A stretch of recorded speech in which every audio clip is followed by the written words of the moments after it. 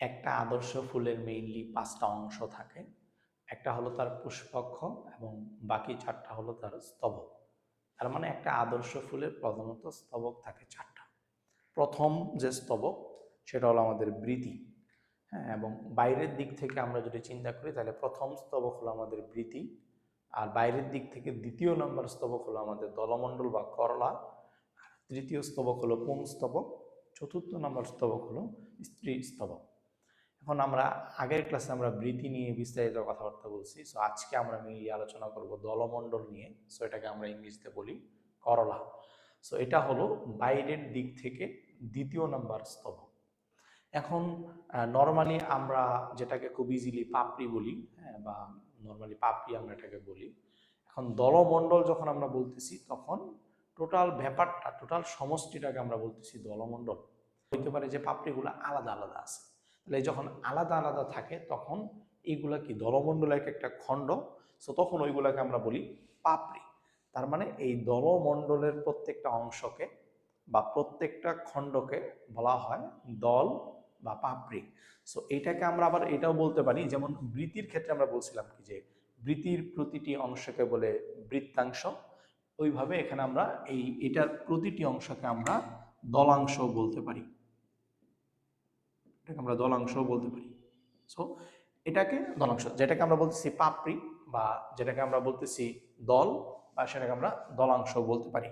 আরেকটা মজার কথা হলো এটাকে বায়োলজির ভাষায় বলা হয় পেটাল।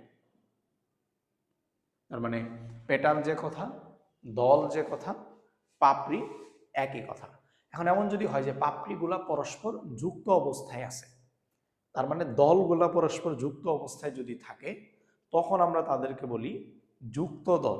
আর যদি এই পাপড়ি বা দলগুলা একটা থেকে আরেকটা আলাদা আলাদা থাকে তখন তাদেরকে আমরা বলি যে তারা বিযুক্ত দল। ওকে, সো বৃত্তির ক্ষেত্রে আমরা যেটা বলছিলাম যে বৃত্তি নর্মালি সাধারণত হয় সবুজ। কারণ কেন সবুজ হয়? কারণ সবুজ হয় এই কারণে যে তার মধ্যে ক্লোরোপ্লাস্ট থাকে। সো ক্লোরোপ্লাস্ট থাকার কারণে সে খাদ্য তৈরি করতে পারে। সো খাদ্য তৈরি করার মাধ্যমে মেইনলি বৃত্তি তো মাঝখানের যে 3টা স্তবক ওই 3টাকে আবৃত করে রাখে। সো ওই অবস্থায় এই ফাংশনের পাশাপাশি সে খাদ্য তৈরি করার মাধ্যমে সো উদ্ভিদকে সাপোর্ট দেয়। এটা হলো বৃত্তির মেইন ফাংশন। সো এখন আমরা যদি বৃত্তির ব্যাপারে বলি যে বৃত্তি সাধারণত সবুজ হয়, সো উল্টা কথা হলো পাপড়ির ব্যাপারে, যে পাপড়ি হলো সাধারণত রঙিন হয়। নর্মালি অধিকাংশ ক্ষেত্রে পাপড়ি সাধারণত রঙিন হয়। এখন আমরা যদি ধারাবাহিকভাবে চিন্তা করি যে আমাদের সবচেয়ে বাইরের স্তবক হলো বৃত্তি, হ্যাঁ, এরপরের দিকের স্তবক হলো আমাদের দলমণ্ডল, এরপর হলো পুংস্তবক, এরপর হলো স্ত্রীস্তবক। সো আমরা এই 4টা স্তবকের মধ্যে পুংস্তবক এবং স্ত্রীস্তবককে বলি অত্যাবশ্যকীয় স্তবক। কেন তারা অত্যাবশ্যকীয় স্তবক? কারণ এখানে তৈরি পুংজনন কোষ এবং স্ত্রীজনন কোষ এরা সরাসরি প্রজননে অংশগ্রহণ করে। সো এটা নিয়ে আমরা বিস্তারিত কথা বলছি আগের ভিডিওতে। এখন আমরা যদি চিন্তা করি যে পাপড়ির ক্ষেত্রে বা দলমণ্ডলের ক্ষেত্রে, দলমণ্ডল যেহেতু বাইরের দিক থেকে দ্বিতীয় নাম্বার স্তবক, তার মানে এর ভিতরে আরো 2টা স্তবক আছে। কোন 2টা স্তবক আছে? পুংস্তবক এবং স্ত্রীস্তবক, যাদেরকে আমরা বলতেছি কি তারা অত্যাবশ্যকীয় স্তবক। তাহলে এই দলমণ্ডল এই মাঝখানের 2টা স্তবককে বা অত্যাবশ্যকীয় যে অংশগুলো আছে, অত্যাবশ্যকীয় যে 2টা স্তবক আছে তাদেরকে কিন্তু রোদ বৃষ্টির হাত থেকে রক্ষা করে। সো এইটা কিন্তু দলমণ্ডলের একটা কাজ। তবে মেইন কাজ কি? মেইন কাজ হলো দলমণ্ডল যেহেতু রঙিন হয়, আর রঙিন হয় কেন? কারণ তাদের মধ্যে ক্রোমোপ্লাস্ট থাকে, সো এই কারণে তারা রঙিন হয়। এখন প্রশ্ন হলো যে দলমণ্ডল বা পাপড়ি বা দল এদের রঙিন হইলে সুবিধাটা কি, বা এরা কেন সাধারণত রঙিনই হবে? প্রথম কথা হলো এখানে উদ্ভিদের মেইন গোলটা হলো পরাগায়ন ঘটাইতে হবে। হ্যাঁ, এখন পরাগায়ন যদি ঘটাইতে হয়, আমরা যদি পরপরাগায়নের কথা চিন্তা করি তাহলে এখানে আমাদেরকে বাহকের কথা চিন্তা করতে হবে, যে এখানে আমি যদি পরাগায়ন ঘটাইতে চাই তাহলে আমার বাহক লাগবে বা মাধ্যম লাগবে।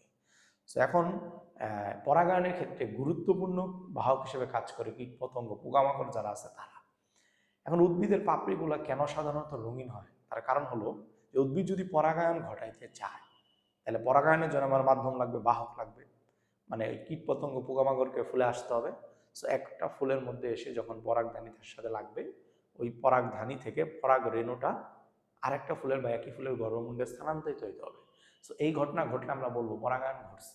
সো এই ঘটনা ঘটার জন্য কথা হলো আমাকে যে পোকামাকড় এবং কীটপতঙ্গকে আগে আসতে হবে। এখন তারা কখন আসবে? হ্যাঁ, তারা নর্মালি কালারলেস জিনিসের প্রতি আকর্ষিত হয় না। সো এই কারণে উদ্ভিদ করছে কি, যে উদ্ভিদ তার পাপড়িগুলোকে রঙিন করছে, বা পাপড়িগুলো এই কারণেই রঙিন হয় যে রঙিন হইলে পোকামাকড় এবং কীটপতঙ্গ এটাতে আকৃষ্ট হয়। সো এটাতে আকৃষ্ট হয় যখন এটার কাছে আসে, ফুলের মধ্যে বসে, বসলে দেখা যায় কি তাদের গায়ের মধ্যে পরাগরেণুটা লেগে যায়।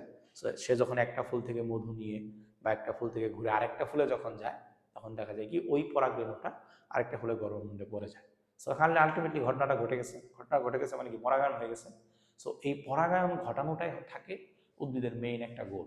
সো এইটার জন্য এই পরাগায়নের বাহক যারা এই পোকামাকড় এবং কীটপতঙ্গ, তাদেরকে আকৃষ্ট করার জন্য বা তারা যেন আকৃষ্ট হয়, এই জন্য পাপড়ি বা দলমণ্ডলগুলা মেইনলি রঙিন হয়ে থাকে। হ্যাঁ, সো বইয়ের মধ্যে এই ব্যাপারেই বলা আছে, যে বলছে যে এটা বাইরের দিক থেকে দ্বিতীয় স্তবক।